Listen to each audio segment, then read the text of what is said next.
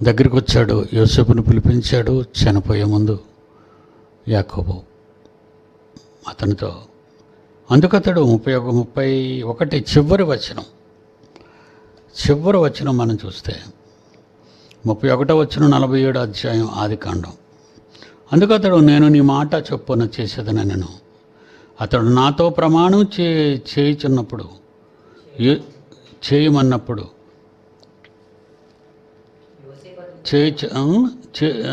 చేయిస్తున్నప్పుడు నాతో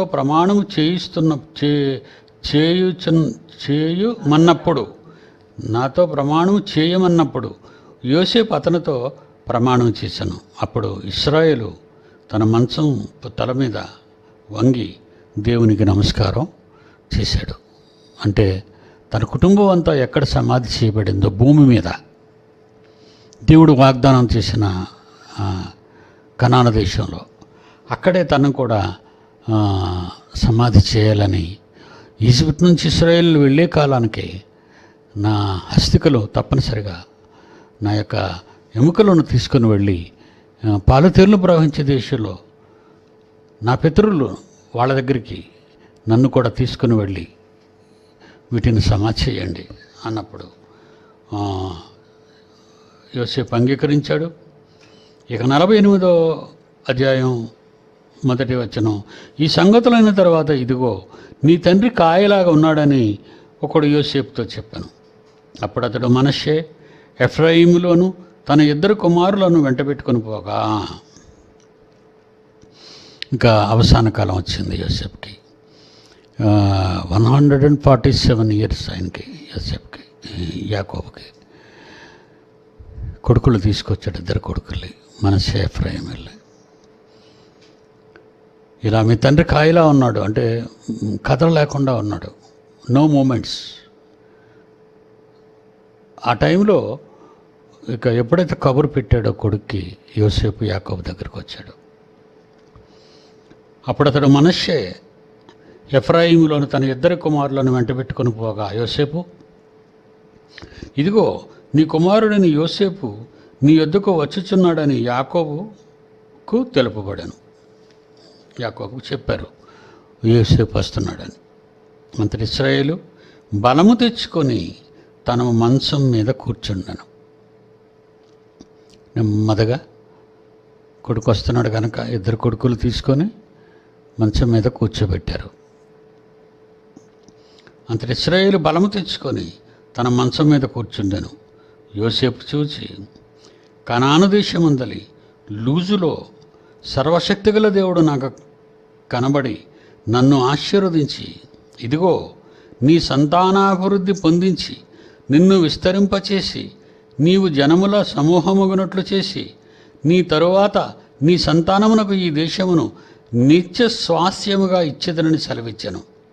ఇదిగో నేను ఐగుప్తుకు నీ యొద్దకు రాకమునుపు ఐగుప్తు దేశములో నీకు పుట్టిన నీ 2 కుమారులు నా బిడ్డలే.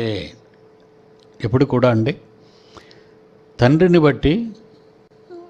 బట్టి అందరూ అతనికి పిల్లలే అవుతారు. తన కొడుకు పుట్టిన పిల్లలందరూ, తన కొడుకులకు పుట్టిన పిల్లలందరూ నా కుమారులే. గమనించండి, ఇక్కడ ఇస్రాయేలీలు ఇంకా అభివృద్ధి, సంతానాభివృద్ధి ఆరంభం 70 చిల్లర వీళ్ళ దగ్గరగా ఉన్నారు వీళ్ళు. మరి ఇవన్నీ మరి యాకోబు గారు యోసేపుని యొద్దకు వచ్చుచున్నాడని యాకోబు తెలుపబడిన. అంతటి ఇశ్రాయేలు బలము తెచ్చుకుని తన మంచం మీద కూర్చుండను. యోసేపుని చూచి యాకోబు అంటున్నాడు, కనాను దేశం అందలి లూజులో సర్వశక్తిగల దేవుడు నాకు కనబడి నన్ను ఆశీర్వదించాడు నాయన. ఏమనంటే, ఇదిగో నీ సంతానాభివృద్ధి పొందించి నిన్ను విస్తరింపచేసి నీవు జనముల సమూహమగునట్లు చేసి నీ తరువాత నీ సంతానమునకు ఈ దేశమును నిస్వాస్యముగా ఇచ్చేదనని సెలవిచ్చనని కనాను దేశం గురించి యోసేపుతో మాట్లాడాడు ఆయన. ఇదిగో నేను ఐగుప్తునకు నీ యొద్దకు రాకమునుపు ఐగుప్తులో నీకు పుట్టిన నీ 2 కుమారులు నా బిడ్డలే. రూబేను షిమ్యోనుల వలె ఎఫ్రాయిము మనష్షే నా బిడ్డలయుందురు. వారి తరువాత నీవు కనిని నీ సంతానము నీదే. వీళ్ళిద్దరు మాత్రం నా పిల్లలు. ఈజిప్ట్లో పుట్టారు, ఈజిప్ట్లో వాళ్ళని కన్నావు, వీళ్ళిద్దరిని మాత్రం నా కొడుకుల కిందే నువ్వు ఇచ్చేయాలి, నా సంతానం కిందే నేను లెక్కించుకుంటాను. ఎందుకంటే వీళ్ళకి గోత్రాలు వేస్తున్నప్పుడు గోత్రకర్తలుగా నిలబెట్టాలనుకున్నాడు. మరి గోత్రకర్తలు నిలబెట్టాలంటే యాకోబు గారు తండ్రి వాళ్ళని కన్నవాడు కనుక కన్న తండ్రి చేతుల మీద కానీ ఇవన్నీ జరగాలి, కన్న తండ్రి చేతుల మీద కానీ.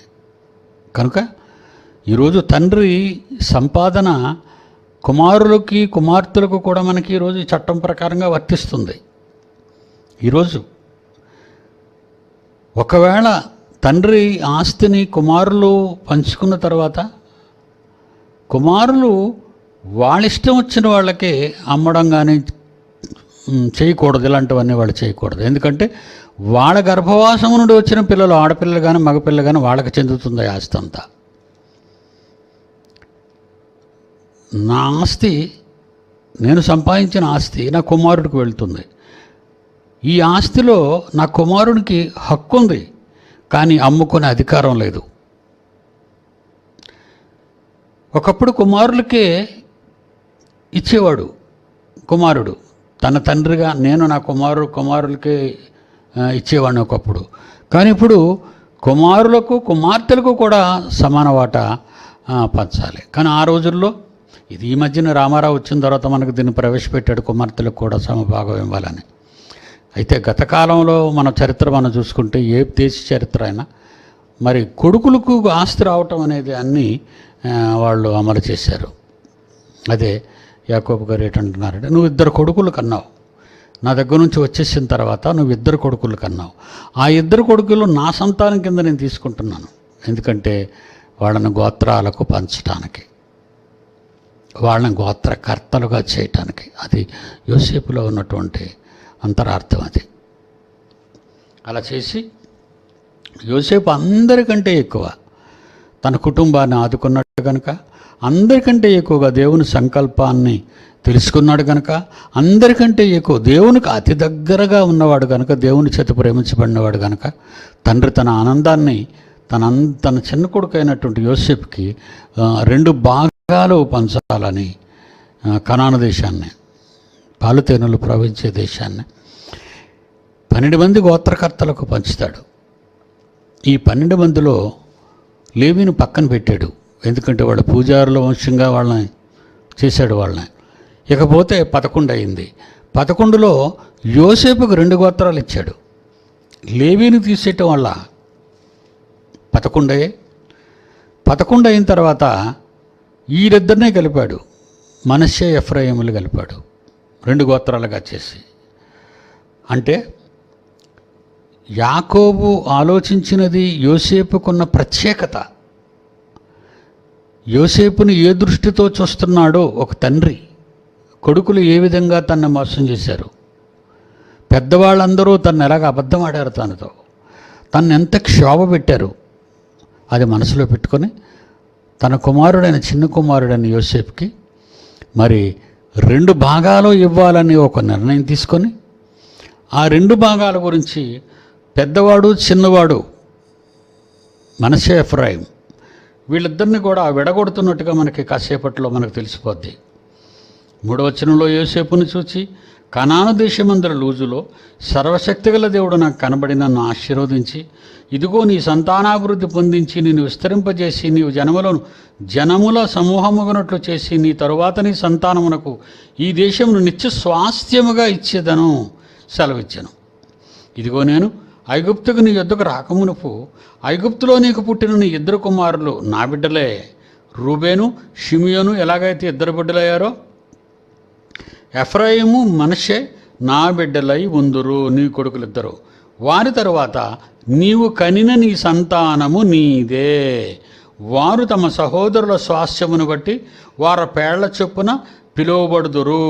పద్దనరాము నుండి నేను వచ్చినప్పుడు ఎఫ్రాతాకు ఇంకా కొంత దూరము నుండగా మార్గమున రాహేలు కనాను దేశములో నా ఎదుట మృతి పొందెను.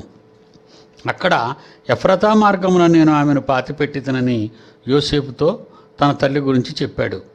అది బెత్లెహేము. దానివేదే యేసు పుట్టిన స్థలం అయింది. Very good. ఇశ్రాయేలు యోసేపు కుమారులను చూసి వీరెవరని అడగగా యోసేపు, వీరు నా కుమారులు, వీరిని ఈ దేశమందు దేవుడు నాకు అనుగ్రహించినని తన తండ్రితో చెప్పాను. అందుకతడు, నేను వారిని దీవించుటకు నా దగ్గరకు వారిని తీసుకొని రమ్మనెను. ఇశ్రాయేలు కన్నులు వృద్ధాప్యము వలన మందముగా ఉండెను గనుక అతడు చూడలేకపోయాను. యోసేపు వారిని అతని దగ్గరకు తీసుకొని వచ్చినప్పుడు అతడు వారిని ముద్దు పెట్టుకొని కౌగులించుకొనెను. ఇశ్రాయేలు యోసేపును చూచి, నీ ముఖము చూచెదనని నేను అనుకొనలేదు, కానీ నీ సంతానమును దేవుడు నాకు కనుపరిచి ఉన్నాడనగా యోసేపు అతని మోకాళ్ళ మధ్య నుండి వారిని తీసుకొని అతనికి సాష్టాంగ నమస్కారం చేశాను. తర్వాత యోసేపు ఇశ్రాయేలు ఎడమ చేతి తట్టున, అంటే యాకోబుకి ఎడమ చేతి తట్టున తన కుడి చేత ఎఫ్రాయిమును, గమనించండి. తరువాత 13వ వచనం, తరువాత యోసేపు ఇశ్రాయేలు ఎడమ చేత తట్టున తన కుడి చేత ఎఫ్రాయిమును, ఇశ్రాయేలు కుడి చేత తట్టు తన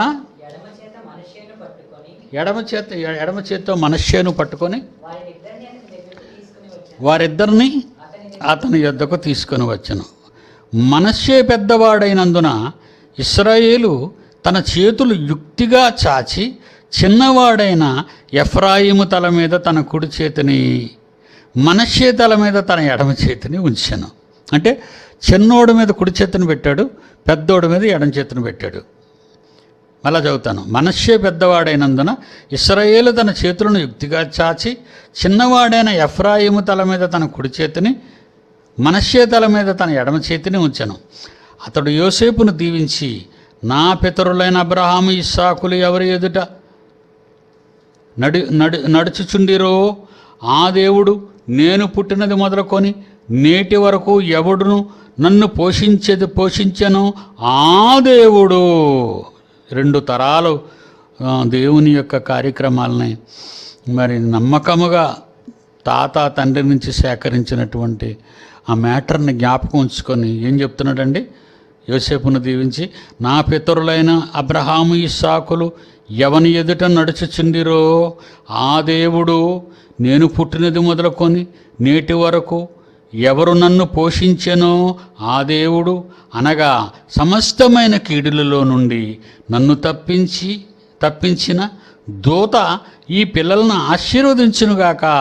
నా పేరును అబ్రహాము ఇస్సాకుల నా పితరుల పేరును వారికి పెట్టబడునుగాక. భూమి యందు వారు బహుగా విస్తరించుదురుగాక అని చెప్పాను. యోసేపు ఎఫ్రాయిము తల మీద తన తండ్రి కుడి చెయ్యి పెట్టుడు చూసినప్పుడు అది అతనికి ఇష్టము కాకపోయాను. పెద్ద కొడుకు వదిలేశాడు, చిన్న కొడుకు చెయ్యి పెట్టాడని. అయితే యాకోబుకి అన్నీ తెలుసు, భవిష్యత్తు తెలుసు, నమ్మకాన్ని బట్టి గతాన్ని తెలుసు. అబ్రహాము దగ్గర నుంచి వీళ్ళ వంశం గురించి అబ్రహాముని దేవుడు ఎలా చూశాడు, ఇస్సాకుని దేవుడు ఎలా చూశాడు, వాళ్ళకి ఏం వాగ్దానాలు చేశాడు, అవన్నీ ఆ మెమరీస్లో ఆయన పెట్టుకున్నాడు. అవి పెట్టుకోవటం వలన ఎఫ్రాయిం గురించి అతనికి ఏదో ఆలోచన ఉంది. యోసేపు ఎఫ్రాయిము తల మీద తన తండ్రి కుడి చెయ్యి పెట్టుడు చూచినప్పుడు అది అతనికి ఇష్టము కాకపోయిన కనుక అతడు మనష్షే తల మీద పెట్టించవలెనని తన తండ్రి చెయ్యి ఎఫ్రాయిము తల మీద నుండి ఎత్తి, నా తండ్రి అట్లు కాదు, ఇతడే పెద్దవాడు, నీ కుడి చెయ్యి ఇతని తల మీద పెట్టమని చెప్పాను. అయినను అతని తండ్రి ఒప్పక, అది నాకు తెలియను. ఎందుకంటే పెద్దవాళ్ళు ఎప్పుడు కూడా చాలామంది అనుకుంటారు, ఏంటండి ముసలాడు ముసిరైపోయి ఏదో చేస్తున్నాడండి అంటారు.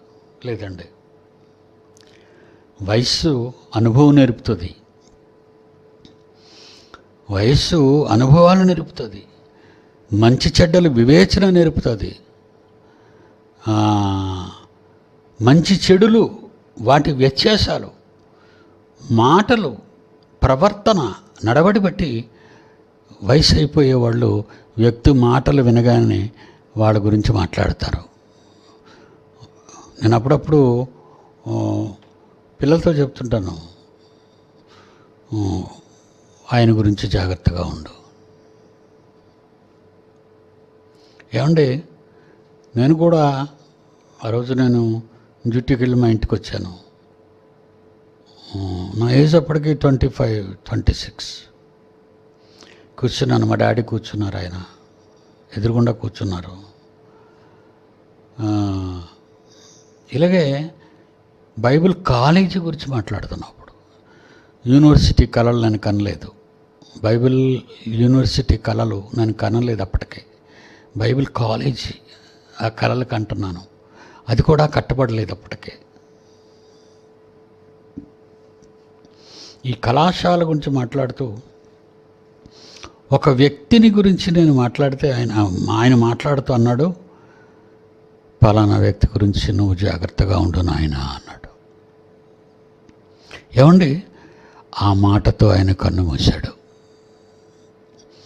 ఈరోజు వరకు అండి, అంటే ఆ వ్యక్తి నాకు చాలా ద్రోహం చేశాడండి.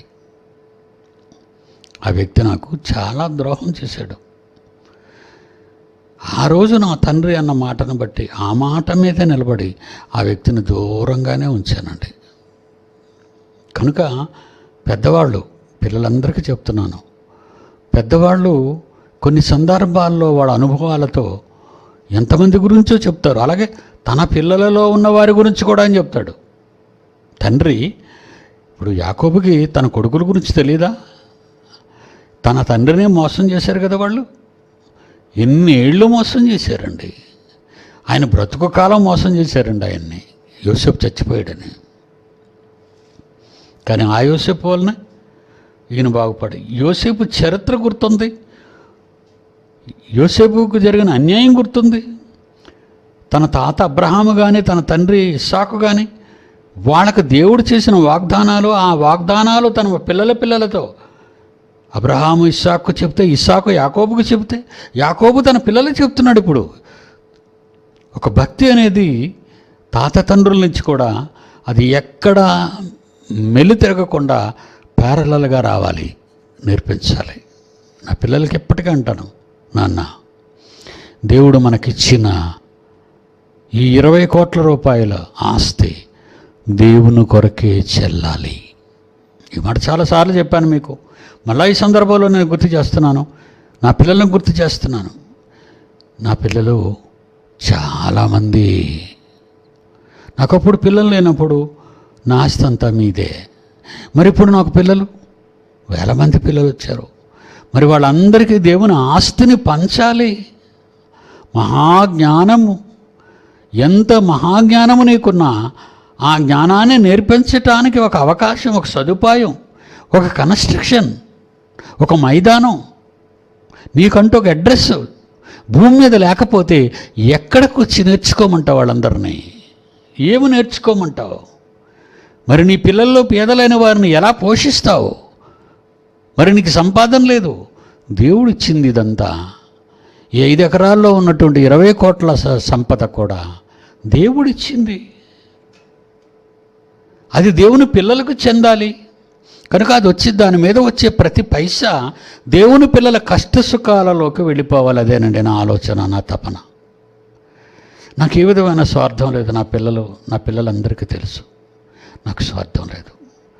నాకే లోటు లేదు, భోజనానికి లోటు లేదు. అందుకే డైరెక్టర్ కానీ డిప్యూటీ డైరెక్టర్ కానీ ఎవరికి మీరేమవసరం లేదు. మీరేమివ్వకండి, వాళ్ళు బాగున్నారు, వాళ్ళంతా డెవలప్ అయిపోయారు. నా కొడుకులు నేను డెవలప్ మోటార్ సైకిల్ మీద తిరగలేనప్పుడు కార్లు ఇచ్చాను నా పిల్లలకి. డెప్యూటీ డైరెక్టర్లో నా పిల్లలు మోటార్ సైకిల్ మీద తిరిగే కాలంలో వాళ్ళకి నేను కార్లు ఇచ్చాను. ఈరోజు వాళ్ళు నా అంతట వాళ్ళుగా, నాలాగే వాళ్ళు కూడా కార్ల మీద తిరుగుతున్నారు, సభలకు కార్ల మీద వెళ్తున్నారు. ఒకప్పుడు ప్రసన్నబాబు చెప్పాడు, రాజమండ్రిలో ఒక రోడ్డు పక్కన, ఒక కాలా పక్కన అక్కడ పడుకున్న రోడ్డు ప్రక్కనే మార్నింగ్ 3 o'clock బస్ అంటే. ఎందుకంటే ఒక టీముగా బయలుదేరాం. అదేవిధంగా ఈ శ్రీకాకుళం సైడ్ వెళ్ళేటప్పుడు అక్కడ మాకు వాళ్ళు విడిదివ్వలేదు. అప్పుడు ఒక పశువులశాల పశువుల పాక, ఒక బెడ్షీట్ ఇవ్వలేదు. అప్పుడు మేము ఆ గడ్డి, పశువులు వేసే గడ్డి అంతా లాక్కొని ఆ గడ్డి మీద పడుకున్నాం రాత్రంతా. నేను కూడా ఎన్నో కష్టాల్లో నుంచి పైకి వచ్చిన వాడిని, ఎన్నో శ్రమలలో నుంచి పైకి వచ్చిన వాడిని, ఎన్నో బాధలలో నుంచి, పస్తులలో నుంచి, బట్టలు లేక, భోజనం లేక ఎన్నో కష్టాలు అనుభవించాను దేవుని కోసం. ఈరోజు అంతటా వాడినయ్యాను. మరి నా పిల్లలు నాలా కాకూడదు. నా పిల్లలకి నేను అన్నం పెట్టాలి. ప్రతి తండ్రి తన కొడుకు, తనకున్న పిల్లలు 2-3 గురించి ఆలోచిస్తాడు. ప్రతి తండ్రి తన పిల్లల కష్టాల గురించి ఆలోచిస్తాడు. మరి నేను కూడా, నా పిల్లలు చాలామంది, కానీ నా దేవుడు గొప్పవాడు. నా పిల్లలకి ఇవ్వాలి, నా పిల్లలకు పంచాలి, వారి ఆకలి తీర్చాలి. అందుకోసం ఈ కార్యక్రమాన్ని తలపెట్టాను. కనుక ప్రియులరా, sorry for the disturbance, power cut అయింది. ప్రియులరా, ఈ 18వ వచనం వచ్చేసరికి, 17వ వచనం వచ్చేసరికి, యోసేపు ఎఫ్రాయిము తల మీద తన తండ్రి కుడి చెయ్యి పెట్టడు చూచినప్పుడు అది తనకిష్టం కాకపోయింది కనుక అతడు మనస్సే తల మీద తన తండ్రి చెయ్యి ఎఫ్రాయిము తల మీద నుండి ఎత్తి, నా తండ్రి, అట్లు కాదు, ఇతడే నా పెద్దవాడు, నీ కుడి చెయ్యి ఇతని తల మీద పెట్టమని తండ్రితో చెప్పాడు యోసేపు. ఆయనను తన తండ్రి ఒప్పక, అది నాకు తెలియను అంటున్నాడు. అది నాకు తెలియను. ఏడు తెలియను?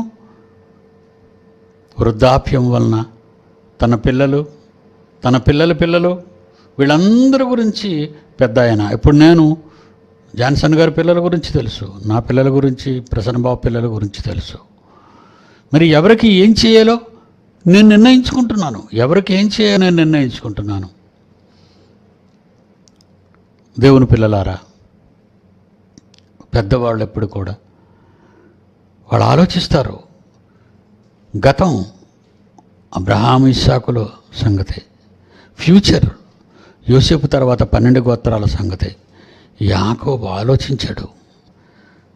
నాకు తెలియను అంటే, మా డాడీకి కళ్ళు కనబడక ఒకరి మీద చేయి పెట్టబోయి మరొకరి మీద చేయి పెట్టారా అనుకున్నాడు యోసేపు. ఏమండి, అంతకుమించి ఏం తప్పు అనుకోలేదు. యాకోబు గారికి కళ్ళు మాంజ్యం కదండి, కనుక తెలియక ఒకవేళ ఈ పని చేశాడా అని అనుకొని ఏం చేశాడు, నా కుమారుడా, నాకు తెలియను, ఇతడును ఒక జనసమూహమై గొప్పవాడగును, కానీ ఇతని తమ్ముడు ఇతని కంటే గొప్పవాడగును, అతని సంతానము జనముల సమూహమగునని చెప్పాను. ఫ్యూచర్ చెప్తున్నాడు. ఎఫ్రాయిము గొప్పవాడవుతాడు మనష్షే కంటే. అంటే నీలో ఉన్న DNA ఎఫ్రాయిములో ఉంది ఎక్కువ.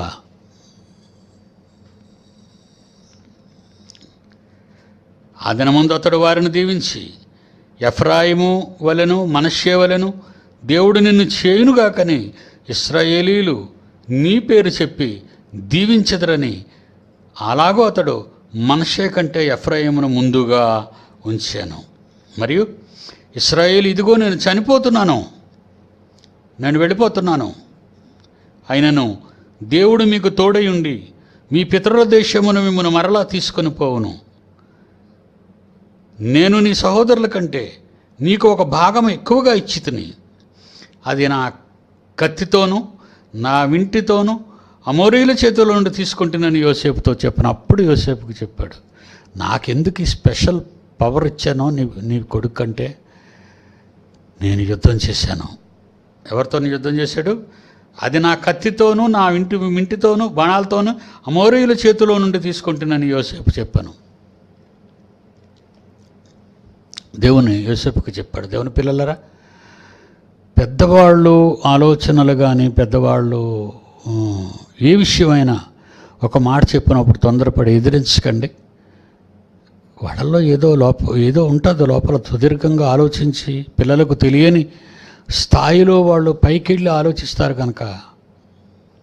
నేను కూడా చాలామందికి పలానా వాళ్ళ గురించి జాగ్రత్తగా ఉండండి, పలానా వాళ్ళ గురించి జాగ్రత్తగా ఉండండి, పలానా వాళ్ళ గురించి జాగ్రత్తగా ఉండండి. చాలామంది అండి కలిసిపోవాలని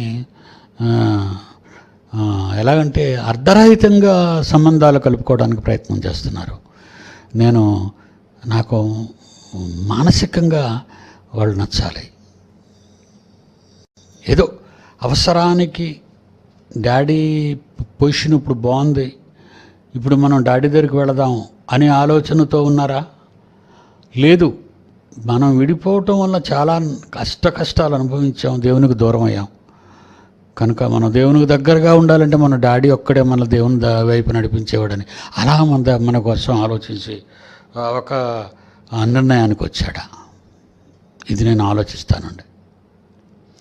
కనుక ప్రతి వాళ్ళని క్షమిద్దాం, కానీ కలిసి పని చేయటంలో వంశాభివృద్ధి, ఏమండి, ఆర్థికాభివృద్ధి, వర్క్ అభివృద్ధి, ఈ అభివృద్ధులన్నీ కూడా నిరాటంకంగా సాగుతాయా? ఒకప్పుడు ఆటంకంగా ఉన్న వ్యక్తి ఇప్పుడు మరలా లోన ప్రవేశించి మళ్ళా దేనికైనా అంతరాయాలు కలిగిస్తారని రీఎంట్రీ ఇచ్చిన వాళ్ళందరి గురించి నేను ఆలోచిస్తాను. ఇందులో నాకు వాళ్ళంటే కోపం లేదు, ద్వేషం లేదు. ఎందుకంటే ఈ వయసుకు వచ్చేసరికి నాకు ఎవరు ఎలాంటి వాళ్ళు అర్థమైపోయింది.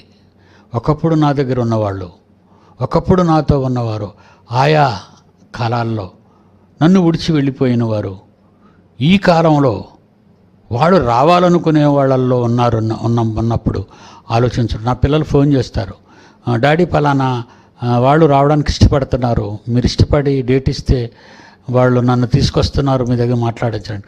Welcome my son, welcome. వాడు తీసుకురావద్దు అని నేను అన్నాను. ఎందుకంటే వాళ్ళు ఏ రకంగా వెళ్ళిపోయారు, ఏ ఆలోచనతో వాళ్ళు విడిపోయారు, ఎవరి మాటలు విని వాళ్ళు డ్యామేజ్ అయ్యారు, అవన్నీ ఆలోచిస్తాను నేను ఒక తండ్రిగా. కనుక పెద్దవాళ్ళు చెప్పినప్పుడు పెద్దవాళ్ళ మాటలను గౌరవించండి. వాళ్ళు చెడు చెప్తే గౌరవించమని నేను అంటం లేదు. కనుక ఈరోజు ఒక తండ్రిగా నేను నా పిల్లలైన మీ అందరి కోసం ఆలోచిస్తున్నాను. నాకు పుట్టిన పిల్లలే నా పిల్లలు అని నేను అనుకోవటం లేదు. దేవుడు నాకు ఇచ్చిన పిల్లలే, నాకు పుట్టిన దేవుడు నా గర్భానికి ఇచ్చిన పిల్లల వాళ్ళు. మీరు గర్భం నుండి రాక వాక్యము నుండి వచ్చిన వారు మీరంతా. వాక్యము ద్వారా కన్నాను నేను. కానీ గర్భము నుండి వచ్చిన వారి కంటే వాక్యము నుండి కన్నవారే గొప్పవాళ్ళు అవుతారు. గర్భము నుండి వచ్చిన వాళ్ళకంటే వాక్యము నుండి కన్నవారే. ఫర్ ఎగ్జాంపుల్ అబ్రహాముకు గర్భం నుండి వచ్చాడు ఎవరు? ఇష్మాయేలు. హాగర్ గర్భం నుండి వచ్చాడు. మరి ఇస్సాకు వాక్యము వలన వచ్చాడు. రేపటికి నీ భార్య శారా కొడుకును కంటుంది, మీదటి కాలానికి వస్తాను అంటే వాక్యము ద్వారా పుట్టినవాడు. లేకపోతే ముసలి వయసులో ఆ వృద్ధాప్యంలో శారా గర్భం ధరించడం ఏంటి? నా గర్భం ఉడిగిపోయిందనే కదా నవ్వింది గుడారంలో ఉండి. కనుక ఇస్సాకు వాగ్దానపుత్రుడు, అలాగే క్రీస్తు వాగ్దానపుత్రుడు. మీరు నాకు వాగ్దానపుత్రులు. నేను నా కొడుకు ఆకలితో ఉండటం నాకెంత ఇష్టం ఉండదు, అంతకంటే ఎక్కువగా నా పిల్లలు ఎందరో పస్తులు ఉంటున్నారని నేను విన్నప్పుడు, ఆకలితో బాధపడుతున్నారని విన్నప్పుడు నేను ఇదిగో ఈ నిర్ణయానికి వాళ్ళ మీకు చెప్పిన నిర్ణయానికి వచ్చాను. కష్టపడండి నా పిల్లలందరూ.